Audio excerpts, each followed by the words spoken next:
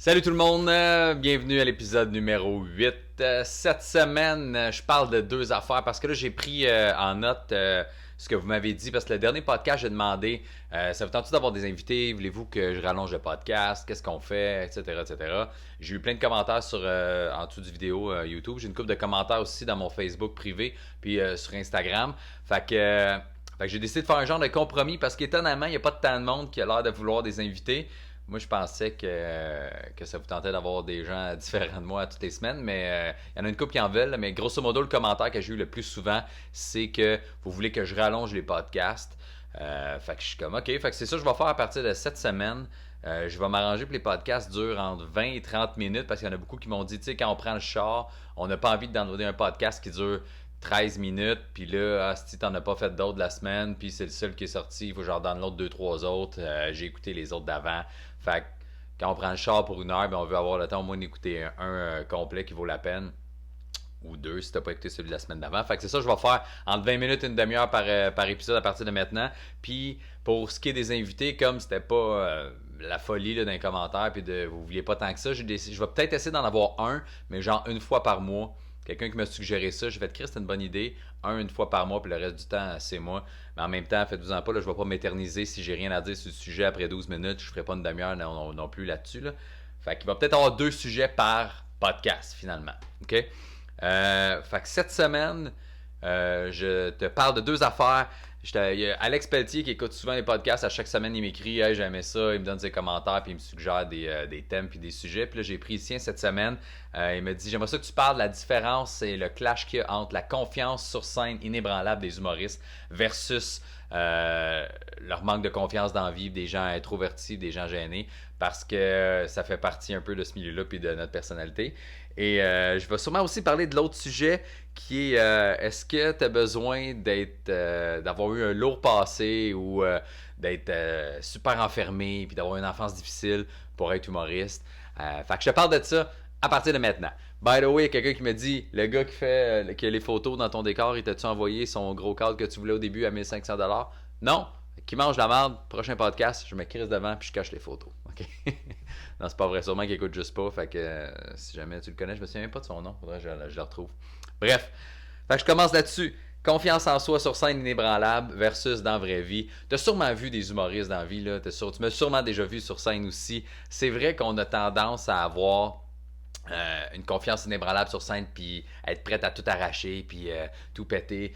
Si tu fais du stand-up et de l'anecdote, là, c'est sûr que c'est un personnage plus introverti puis deep puis noir puis tu regardes à terre un peu comme Frankie fait. Tu le vois, tu fais pas comme Chris, il y a une confiance inébranlable. Là, tu fais comme non, c'est son personnage. Mais moi, dans la vie, je suis comme ça. Il y a beaucoup d'humoristes qui sont comme ça. Il y a plein de raisons, en fait, à ça. C'est que dans la vie, c'est pas qu'on est tous gênés 1000 fois plus que sur scène. C'est juste que moi, sur scène, je suis la même personne que je suis dans la vie. Un peu comme là, quand je vous parle, c'est pas mal moi au quotidien. Ok, c'est juste que sur scène, ta personnalité est amplifiée fois 100, mettons, OK? Là, je parle pour moi, je sais que je parle aussi pour beaucoup d'humoristes là, qui ont un peu le même principe que moi quand ils arrivent sur scène, mais mettons, personnellement, juste moi, quand j'arrive sur scène, je suis moi-même, mais exponentiel, là, tu sais, fait que si tu m'aimes pas sur scène, t'aimes probablement pas ma personnalité dans la vie non plus, tu sais.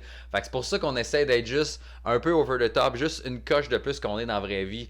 Je veux que tu sois accroché à ce que je dis, je veux que tu sois intéressé, je veux que tu fasses ça. Si il est drôle, il est souriant, il est le fun, il est attachant, j'ai envie d'écouter. Parce que quand, mettons, je joue au bordel ou dans n'importe quelle autre soirée d'humour qui a plein d'invités, puis je fais 8 à 15 minutes parce qu'on est plusieurs puis on rôde, il y en a plein, là. Lequel tu vas avoir à attirer ton attention sur lui, lequel tu vas avoir regardé en tête puis que tu vas vouloir aller voir son show. J'espère que ça va être moi.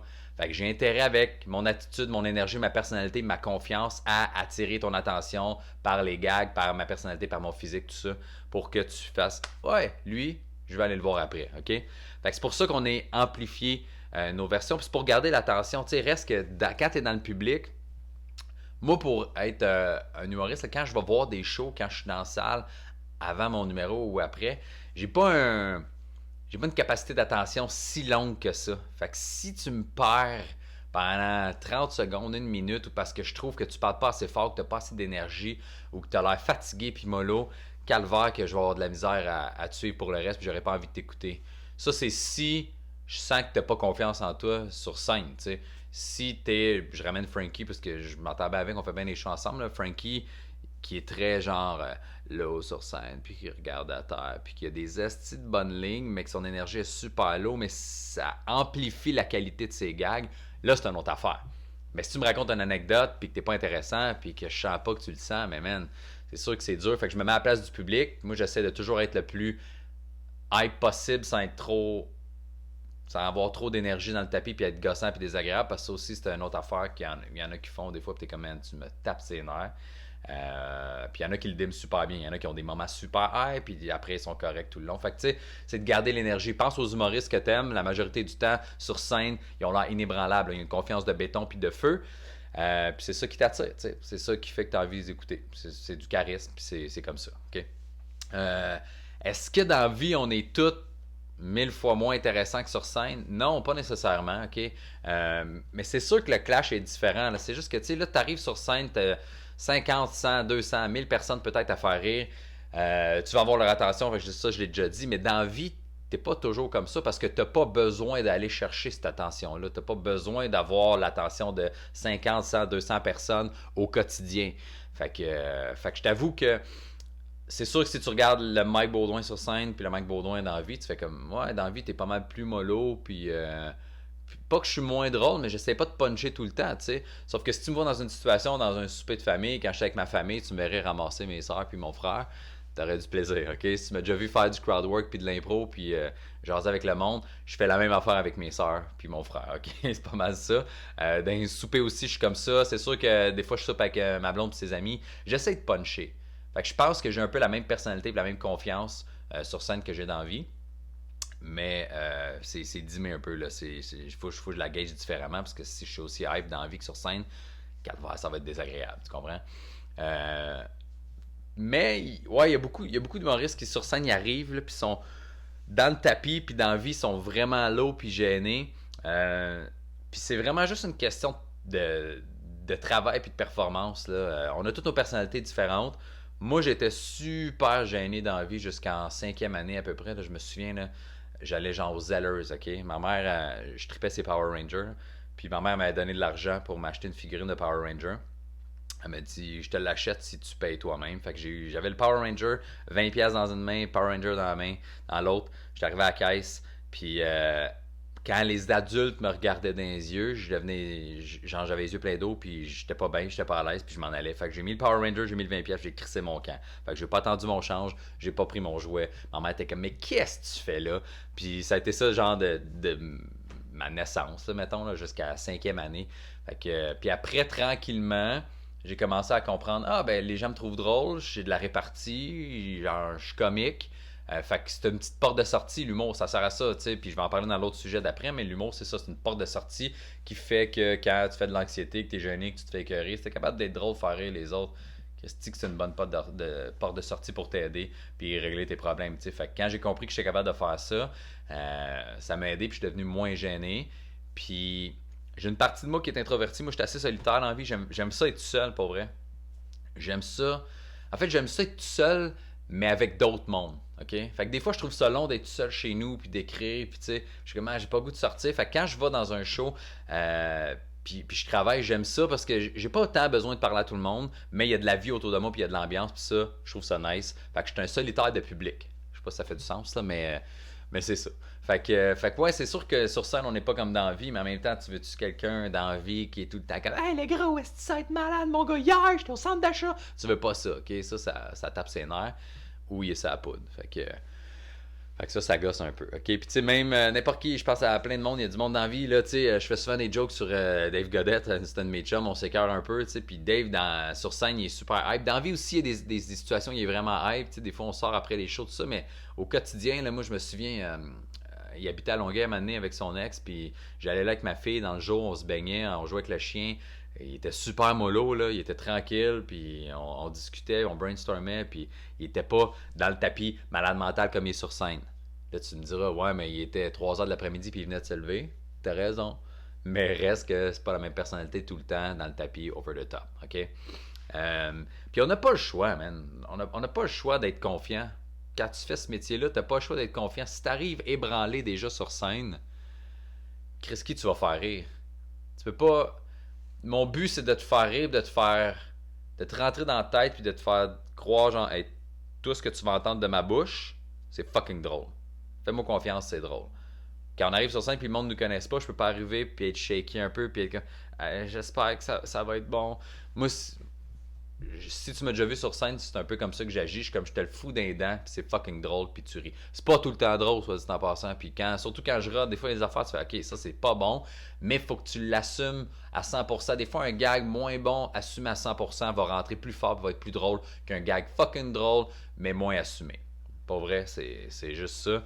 Euh, fait que c'est un peu ça pour ce sujet-là. Tu sais, moi, comme je te dis, là, au quotidien, j'ai confiance en moi, mais c'est sûr que j'ai pas la même drive que j'ai sur scène.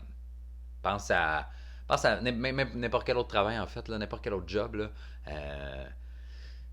T'as ta personnalité chez vous, ta personnalité de travail. Tu sais, des fois, tu te mets ton faux sourire d'en face, ta fausse bonne humeur, puis ton entre-gens, puis ton PR, puis tu dis salut à tout le monde, puis hey, ouais, j'ai réglé ce dossier-là, ok, cool, c'est le fun. Puis après, t'arrives chez vous, puis t'es comme, ah, j'ai pas le goût de parler à personne, puis il me tape toutes ses nerfs, tu sais, puis c'est pas vraiment mes amis, mais c'est ça, tu sais. Ben, la scène, c'est un peu ça, c'est un peu un genre de filtre, c'est un filtre Instagram, mon gars, pour amplifier ta personnalité, tu sais. Fait qu'on est la majoritairement comme ça sur scène, on est de même dans la vie, mais on n'a pas le choix d'avoir confiance. Mais t'es devant 100 personnes, tu veux pas fondre sur le stage, puis te ramasser en petits morceaux, puis être puis shaky, tu peux pas faire ça. Dans la vie, ça peut t'arriver, puis c'est pas grave, tu sais. Mais voilà pour ce sujet-là. Je clenche la deuxième.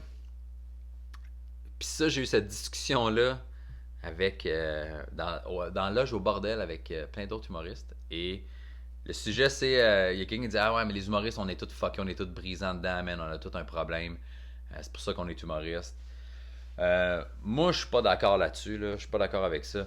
Il y a plein d'humoristes que tu connais, que tu as déjà vu, qui c'est vrai qu'ils ont des passés lourds, là, que ce soit qui a été comme fucking pauvres ou qui ont pas connu leur père ou qui ont fait des dépressions, se sont fait bullier quand ils étaient jeunes, qui étaient obèses, là, ils se sont plus, qui ont fait de l'anxiété grave. Il y en a plein, ok? Ouais, c'est vrai, il y a plein d'humoristes qui ont ces problèmes-là, mais je pense pas que tu as besoin de, d'avoir eu un passé ou une enfance triste ou difficile pour être humoriste, ok? J'ai vécu des petites affaires quand j'étais jeune, là, mais tu sais, c'est ça, j'étais vraiment gêné. Moi, j'ai été bullié, puis j'ai été bully aussi dans la vie. Là. J'ai fait de l'intimidation, puis j'ai été intimidé. J'ai fait les deux, primaire et secondaire. C'est pour ça que je suis humoriste, je sais pas. Je pense que ça fait partie de ma personnalité. Là.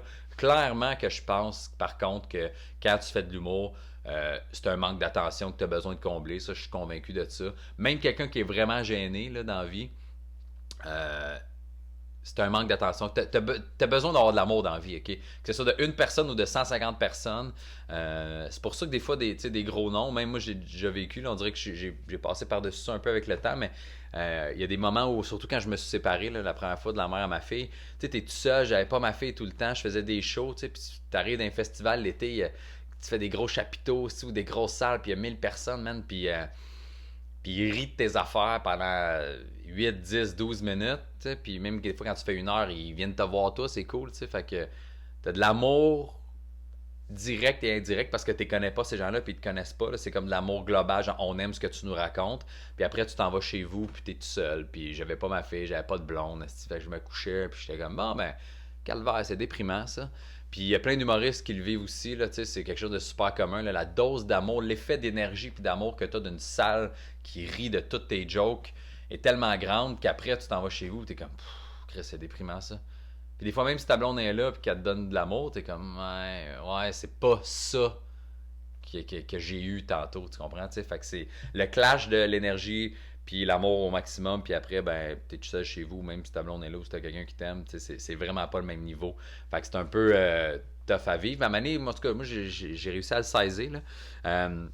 Mais c'est ça, fait que, tu sais, j'ai été intimidé, j'ai intimidé les autres, primaire, secondaire. Mais primaire, en plus, c'est une petite fille. Il y a une journée, j'ai manqué de l'école. Puis cette journée-là, ils ont tous parlé de moi, à quel point j'étais désagréable avec la petite fille. Puis je l'ai revue au cégep, ok, cette fille-là. Je l'imitais, elle avait juste une petite voix aiguë. Puis j'étais comme, moi, c'est Lisa. J'étais juste pas fin, mais à 5e année, man. Puis, puis je l'imitais. Et je l'ai revue au cégep, on avait un cours ensemble. Puis dans notre cours, elle m'a dit, j'ai fait une petite grosse dépression à cause de toi. J'étais allé en thérapie tout mon secondaire pour m'en sortir. J'étais comme tabarnak. Fait que tu sais, j'ai été ce gars-là, ok? Au secondaire, j'ai poussé un doute dans les douches qui sentait le Christ. Puis on était 4-5, mais c'était un peu moins l'instigateur de ça. Je me suis fait sacrer en dehors de mon école, j'allais au privé. Ma mère était bien contente, c'était bien le fun.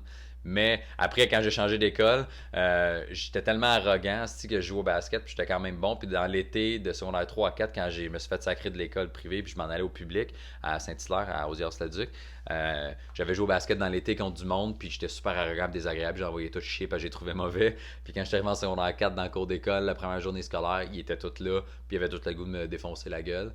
Fait que ça n'a pas été les mois les plus faciles. Je me suis même battu, c'était bien fun, des beaux souvenirs parce que j'étais un esti d'arrogant désagréable. Mais j'ai vécu les deux côtés, t'sais, fait que j'ai pas été gentil avec des gens, puis il y a des gens qui n'ont pas été gentils avec moi. Fait que, mais tu sais, ça n'a pas été une enfance difficile, là. Je t'avoue que je reviendrai pas en arrière, là. Moi, genre, j'ai pas de trippé, là. C'était pas les plus belles années de ma vie, le primaire puis le secondaire. Euh, j'ai eu des petits challenges avec mes parents quand ils se sont séparés. Mais j'ai rien eu de. Je fais pas d'anxiété, j'ai jamais fait de dépression. Je suis pas malheureux dans la vie. Je suis assez solitaire puis je suis bien comme ça. Fait que je pense pas que tu as besoin d'avoir un esti de passé lourd puis désagréable. J'ai jamais pris de drogue, là, vraiment. Là, j'ai essayé là, 2-3 fois, mais je suis pas. Je sais pas, j'ai pas de problème que des fois je vois mes collègues avoir. Je suis comme, calvaire, ok, t'as un gros bagage, un gros background, c'est pour ça que t'es humoriste. T'sais, moi, je pense que tu peux juste avoir besoin d'attention, t'aimes t'exprimer, t'aimes jaser, t'aimes donner de l'information, t'aimes faire et raconter des anecdotes, puis c'est pour ça que t'es humoriste. L'histoire d'on est tous brisants dedans, là, puis c'est pour ça qu'on est humoriste. Je crois pas à ça pantoute, t'sais. Je suis crissement pas brisé. Là. Il y a des affaires qui ont pas fait mon affaire quand j'étais jeune, comme n'importe qui. Puis on a survécu. Là. C'est correct. Ça a bien été. T'sais. Fait que t'as pas besoin d'être pétant dedans pour faire ça. C'est juste, c'est un besoin, je pense. T'sais. Puis je t'avoue que je sais pas. Tu sais, quand j'étais jeune, moi, je voulais être genre commentateur sportif parce que je tripais sur le basket. T'sais. Fait que j'étais quand je vais être commentateur sportif. À un moment donné, j'ai fait je veux être acteur parce que je tripais sur Jim Carrey. Puis là, j'ai fait il a fait de l'humour avant d'être acteur. Puis c'est là j'ai découvert un peu l'humour. Puis là, j'ai vu des gars le grand rire juste pour la télé. J'étais comme ça a l'air cool, j'aimerais ça faire ça. Puis j'ai commencé à en faire, puis j'ai fait d'autres jobs aussi, tu sais, d'un début, puis j'ai détesté ça, là. Fait que c'était comme un processus d'élimination, là, tu sais. Moi, j'ai arrêté 2 fois de faire de l'humour, j'ai déjà parlé, là, mais dans plein de podcasts, puis dans celui-là, mais j'ai arrêté 2 fois de faire l'humour. Une fois parce que j'étais vraiment à bout, puis tanné, puis une autre fois, ben, quand j'ai eu ma fille, puis, tu sais, j'avais 24 ans, là, on dirait que il y avait une petite pression de sa mère qu'elle tripait pas tant que ça que je fasse de l'humour, puis l'horaire était pas le fun pour elle, puis c'est ça, puis plein d'autres facteurs, fait que j'ai arrêté, mais... il n'y a rien d'autre que j'aime plus que ça. Là. J'en ai fait d'autres jobs, man. J'ai été photographe chez du proprio. Là. J'aimais ça voir des maisons, puis c'était bien cool, mais tu sais, c'est d'upgrader le package, puis t'achètes 8 photos, puis j'essaie de t'en vendre 12, puis le monde fucking cheap qui a une maison à 800 000, mais qui prend 8 photos, mais qui a 72 pièces dans sa maison, puis là, t'es en train de t'obstiner avec, tu sais. Moi, la vente dans la vie, là, ça me fait chier, je vais te le dire, ok, là.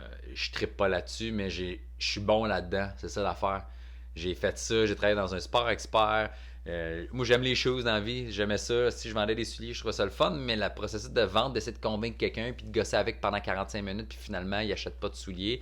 Si j'avais le goût d'y péter à la nuque, man. OK? Mais c'est tout ça que j'ai comme job. Fait que, tu sais, photographe chez du proprio, c'était ça parce que tu étais conseiller en même temps. Fait qu'il fallait que tu vendes pareil d'autres services de plus qu'ils avaient déjà acheté. Sport expert, c'est de la vente. J'ai travaillé. J'ai vendu des balayeuses, man. Des balayeuses, des filtreurs d'air avec Filter Queen. Faire des tests, c'est tapis du monde avec la boucane qui levait, c'était l'enfer. Okay? Je pense que j'ai vendu un filtreur d'air en 2 semaines, puis j'ai sacré mon camp. J'ai travaillé chez Verdure, vendre des traitements de pelouse.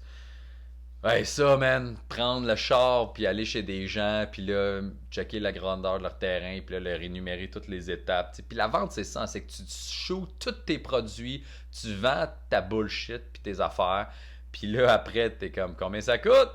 Ça, puis là, le client fait comme tabarnak, c'est cher, puis là, tu fais ouais, mais nous autres, on a comme tac, tac, tac, tac, tac, tac, tac, tac, tac, tac, tac, on a tout ça de plus que le concurrent qui a juste tac, tac, tac, tac, tu comprends? Asti que ça me tapait ses nerfs. Mais c'est des jobs que j'ai fait, c'était des petits salaires qui rentraient. Puis la job que j'aimais le plus, man, c'est humoriste. Tu sais, le salaire, il est bon pour vrai quand t'es chanceux, puis tu fais pas mal de spectacles, tu sais, c'est des bons cachets, man, pour faire des headlines, puis des captations télé, puis des trucs de même. Fait que moi, puis du corpo aussi, du corpo, c'est pas ce que je préfère le plus, mais 95% du temps, c'est le fun, puis c'est des Christy de bonne paye. Fait que, tu sais, genre, j'aime ça, tu comprends? Fait que, même si j'ai arrêté, c'est ça que j'aime le plus. Fait que j'ai pas eu une enfance over difficile. Puis c'est pas pour ça que je suis humoriste. Je pense que j'ai fait des tests, j'ai eu un processus d'élimination. Puis j'ai fait, ma gars, tu vois, le service clientèle, la vente, je suis pas bien bon, j'aime pas ça. Mais l'humour, raconter des anecdotes, parler d'affaires, puis être payé pour ça, ben c'est ce que j'aime, tu sais. Euh, puis ça me permet aussi, si tu m'as déjà vu en animation puis en crowdwork, d'envoyer chier des gens désagréables puis d'être payé pareil puis personne n'est fâché après moi. Fait que il n'y a rien de plus hot que ça, man. Si tu te rends dans le service à la clientèle, tu sais qu'à tous les jours, tu as envie d'envoyer chier au moins 50% des clients qui ont passé dans ta face pour des commentaires imbéciles puis qui pensent que c'est les rois. Là. Je l'ai vécu, je te fais confiance. Tu sais de quoi je parle, ok? Tu as sûrement envie de le faire. Moi, dans ma job, je peux. Il y a une limite à ne pas dépasser, là, mais tu sais, quand tu poses des questions puis tu fais de l'animation, ou même si tu fais un numéro d'humour puis quelqu'un intervient, Christy, c'est comme, ça fait partie du parcours puis de l'humoriste de faire comme toi, ferme ta gueule, c'est moi qui parle, colle un gag, poser des questions, puncher sur ce qu'il vient de te dire. Je mets des extraits sur mon Instagram, là, si tu veux aller checker ça, là, puis mon Facebook aussi un peu des fois, mais plus mon Instagram, des extraits de crowdwork. Je me gêne pas, ok? Je me gêne pas, puis je suis payé pareil, puis il n'y a jamais personne qui est fâché après moi, ok? J'ai déjà dépassé la limite peut-être 2-3 fois dans ma vie, mais 2-3 fois en 12-13 ans, c'est quoi? Hein? C'est presque nul comme pourcentage. Fait que je peux le faire. Fait que si tu travailles au service à la clientèle et tu as besoin de gérer ces gens-là, bravo, félicitations, t'es bon ou t'es bonne en crise parce que moi, j'étais plus capable de le faire. Fait que la star, je le fais sur scène. OK? Mais c'est ça, t'as pas besoin d'être lourd, d'avoir un gros bagage, mais je pense que tu peux juste aimer ça. Il y a d'autres jobs que j'aurais fait, par exemple. Puis je pense que je vais closer là-dessus. Là. Vu que je sais que j'aime l'humour, puis jaser, puis parler aux gens, puis je pense que j'ai de la bonne répartie, puis je suis à l'aise devant une grande salle, je pense que j'aimerais ça être prof.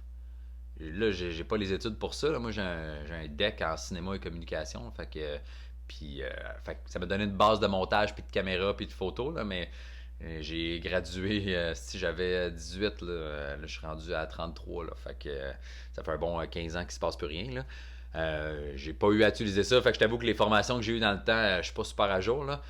Je serais peut-être pas top pour travailler en cinéma, mais puis j'ai pas étudié pour être prof, mais j'aimerais ça. J'ai déjà fait des ateliers là, dans des écoles et pour expliquer un peu mon travail. J'avais fait un truc à Châteauguay, une école à Châteauguay secondaire, j'ai oublié le nom, mais je pense que c'est des étudiants décrocheurs, comme aux adultes un peu, puis il y avait comme projet d'organiser un spectacle d'humour, puis c'était moi l'invité, fait que je faisais 1h30, deux parties de 45 minutes, puis eux autres, ben dans le fond, ils organisaient ça, fallait qu'ils remplissent un peu comme les documents, qu'ils impriment les billets, qu'ils bookent l'artiste, qu'ils louent la salle, qu'ils fassent le setup de la salle, qu'ils s'arrangent pour vendre les billets, faire le budget, calculer les posters, la promo, tout ça, combien ils ont besoin d'argent. Puis avec ce processus-là, ben, ils comprenaient un peu tout ce qui est relié, ben, genre la demande de subvention, les maths, la promotion, tout ça, pour les faire travailler dans quelque chose de plus concret, parce que des fois, les élèves décrocheurs, ben, c'est ça qui les fait décrocher, c'est qu'ils sont assis à un bureau, puis ils sont pas capables de se concentrer, puis ils trouvent ça plate, puis long, puis désagréable d'être devant une feuille. Ben là, il y avait la chance de concrètement vivre un processus de création de levée de fonds spectacle, puis voir chaque étape, puis chaque section, puis chaque domaine. Fait que j'ai fait ça, puis je suis allé les voir dans leur classe, jaser avec eux autres, leur parler un peu de mon métier, me poser des questions, tout ça. Puis c'était le fun, je trouvais ça cool, tu sais. Moi, je vais souvent à l'école aussi avec ma fille, les journées parents-enfants. Je suis souvent un des seuls papas, là, parce que vu que je travaille le soir, ben, le monde, la majorité travaille le jour. Fait qu'il y a beaucoup de mamans à la maison qui sont là, puis moi, le petit papa qui est là. Mais j'aime ça, puis quand il y a des trucs de classe, tu sais, moi, j'aime ça m'exprimer, j'aime ça faire rire, j'aime ça raconter des trucs. Je pense que prof, j'aimerais vraiment ça. Peut-être pas prof au primaire, là, parce que pour ma fille est au primaire, là, c'est un peu bébé. Là, je sais pas si j'ai la patience de gérer des enfants primaires avec le petite crise. C'est parce que Mathieu, il m'a dit que j'étais laide. T'es comme, ben oui, t'es laide, t'es caliste, là, tu sais. Mais peut-être secondaire, c'est un autre game aussi, mais je me souviens à quel point j'avais de l'attitude, j'étais désagréable quand j'étais au secondaire. Probablement que je vivrais ça, mais à cette heure, j'ai du bagage, j'ai de la répartie. Puis moi, je me souviens, quand j'étais au secondaire, mon prof le plus fun, tu voyais qu'il avait du vécu et qu'il était à l'aise. C'est comme, fais là ton attitude de merde, là. Montre-moi que tu essaies d'être plus cool que moi. Genre, j'ai 3 fois ton âge, là. Puis il était tellement honnête, mon prof d'anglais, M. Pashko, OK? Ronald Pashko, OK? Que j'ai eu. C'était un de mes profs préférés. On apprenait l'anglais, OK, avec des tunes. On a appris, je la connais pas par cœur, là, mais une tune de Will Smith, Parents Just Don't Understand. On a appris Gangsta's Paradise de Coolio, puis Hit the Road Jack. Tu sais, fait que c'est des Hit the Road Jack, puis Gangsta's Paradise de Coolio. Là. Gangsta's Paradise, c'est une tune que je connais par cœur à cause de mon cours d'anglais en secondaire 4. Fait que c'est malade, là. Tu veux un prof de même, il était le fun, c'était concret. On se filmait à faire des petites vidéos, mais il fallait que ça soit avec des chansons en anglais, qu'on fasse du lip sync. C'était vraiment cool. Tu veux ce genre de prof-là. Puis je me souviens d'un suppléant, j'ai oublié son nom, mais il était suppléant en histoire souvent. Puis il jouait de la guitare, c'était un musicien. Puis il nous donnait des notions d'histoire. Puis il était comme, OK, posez-moi des questions. Puis il jouait des tunes. Puis il grattait sa guitare. Man, je pense que c'est le genre de prof que je serais. Je pense que je serais intéressant. Puis les élèves me trouveraient cool. Puis le fun. Fait que j'aimerais peut-être ça être prof aussi. Donner des conférences sinon. Mais tu vois, il faut que ça reste dans ce domaine-là. Fait que je pense que, genre, à l'intérieur de moi, j'ai un besoin de m'exprimer, parler devant les gens. J'avoue que comme conférencier, je sais pas de quoi je parlerais. Là, parce que je suis pas encore connu, puis j'ai pas eu une enfance difficile, là, fait que à moins que je me fasse violer, je sais pas c'est quoi le dénouement de ma conférence qui ferait en sorte que je serais comme lâche pas tes rêves, ok. Je pense que c'est l'affaire, faudrait que je devienne connu dans les prochaines années, puis que là, je fasse gars lâche pas, ça fait fucking 17 ans que je fais ça, asti. Puis j'ai réussi, mais c'est tout, tu sais. Je pense que c'est en toi, t'es humoriste parce que t'as envie de l'être. Je pense pas que tu deviens humoriste parce que t'es brisé. Peut-être que quand tu as eu un passé super difficile, super lourd, tu sens le besoin d'en reparler puis de faire l'inverse de ce que tu as vécu. L'inverse d'être, de te sentir comme une merde puis de te faire bullier puis de te faire intimider puis de te sentir tout petit à côté des autres. Tu fais comme, sais-tu quoi, je vais surmonter ça, je vais en parler devant les gens, je vais arriver au niveau de tout le monde puis je vais m'exprimer. Peut-être ça en fait partie, mais moi, j'ai pas vécu ça. Je n'ai parlé à d'autres humoristes qui ont comme, non, man, on est heureux qu'on n'a jamais vécu ce moment-là. Fait que c'est ça. Tu peux être humoriste puis bien dans la vie, tu sais, puis pas avoir eu d'enfance difficile. Puis tu peux être super confiant sur scène puis l'être aussi dans la vie. Ça veut pas dire que t'es seul renfermé puis tu regardes pas personne dans les yeux quand t'es sur scène. Mais si je te résume aujourd'hui le podcast parce que tu t'es dit, m'a skippé jusqu'à la fin, voir s'il résume tout ça parce que j'ai pas envie d'écouter aujourd'hui la presque demi-heure qu'il a faite. Ben grosso modo, sur scène, on est la même affaire qu'on est dans la vie, mais exponentielle. Et on n'a pas besoin d'avoir une enfance difficile pour être humoriste. Des fois, notre vie, elle va bien quand même. Fait que c'était ça cette semaine, guys. Merci d'avoir écouté. Là, je pense que j'ai fait ça à quasiment une demi-heure. Fait que c'était un peu ça le but. C'est ça que j'ai eu comme commentaire. Laissez-moi donc d'autres commentaires, tant qu'à être là. C'était-tu trop long? J'ai-tu trop parlé pour rien? On revient-tu à la formule entre 15 et 20 minutes? On fait tout ça? Puis l'invité, ben là, on l'a pas encore vécu, fait qu'on verra rendu là. Mais c'était ça cette semaine. Merci beaucoup. Merci des commentaires aussi. Des fois, je chiage comment j'ai pas tant de views sur YouTube, mais j'ai plein de monde qui m'écrivent Instagram, Facebook. Puis les commentaires aussi que vous écrivez sur YouTube, que vous aimez ça, que vous appréciez. Fait que merci. Toujours un plaisir. On se voit la semaine prochaine avec un ou deux nouveaux sujets et un podcast court ou long, dépendamment de ce que vous me direz. Et essayez de retracer ce style-là là, qui me donne le cadre de Montréal.